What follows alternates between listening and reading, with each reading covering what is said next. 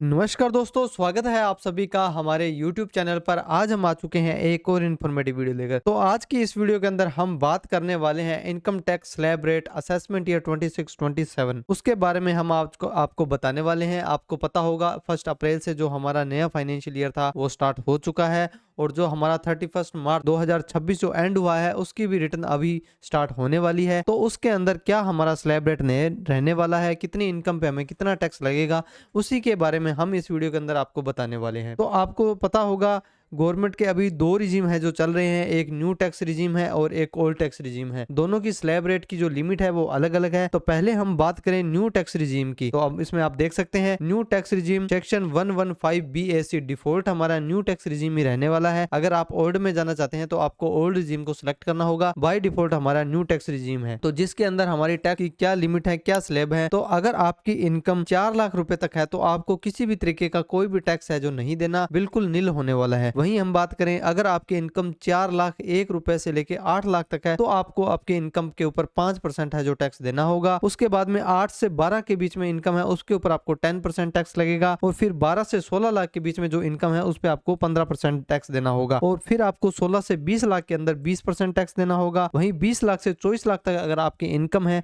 तो आपको 25% टैक्स है जो अपनी इनकम का देना होगा। और अगर आपकी इनकम अबव 24 लाख है तो आपको उस इनकम के ऊपर है जो 30% टैक्स है हमें देना होगा। अब हम बात करें सर इनकम तो हमारी 12 लाख तक हमें कोई टैक्स नहीं देना, लेकिन यहाँ पर तो 4 लाख के बाद ही टैक्स लगना स्टार्ट हो गया है। बिल्कुल सही बात है, हमें 12 लाख तक टैक्स नहीं देना, लेकिन एक बार हमें इस पे टैक्स लगेगा फिर हमें जो सेक्शन होता है 87A उसके अंदर हमें रिबेट है जो मिल जाती है और फिर वो हमारा टैक्स है जो जीरो हो जाता है। 12 लाख तक हमें किसी भी तरीके का कोई भी टैक्स है जो नहीं देना होता। अब हम बात करें इसके अंदर इंपॉर्टेंट पॉइंट क्या है, तो सैलरी वालों को और पेंशन वालों को 75,000 की जो स्टैंडर्ड डिडक्शन है वो यहाँ पर मिल जाने वाली है न्यू टैक्स रिजीम के। और 12 लाख तक आपकी इनकम है उस पर आपको कोई टैक्स नहीं लगेगा और लगेगा वो आपका रिबेट मिल जाएगी अंडर सेक्शन 87A के अंदर, जिसकी हमें कंडीशन है वो यहाँ पर अप्लाई हो जाती है। और उसके बाद में जो भी आपका टैक्स बनता है उसके ऊपर आपको 4% हेल्थ एंड एजुकेशन सेस भी देना होगा। और इसके अंदर बात कर लें डिडक्शन की, जैसे ओल्ड टैक्स रिजीम में काफी सारी डिडक्शन होती है तो यहाँ पर न्यू टैक्स रिजीम के अंदर लिमिटेड डिडक्शन होती है,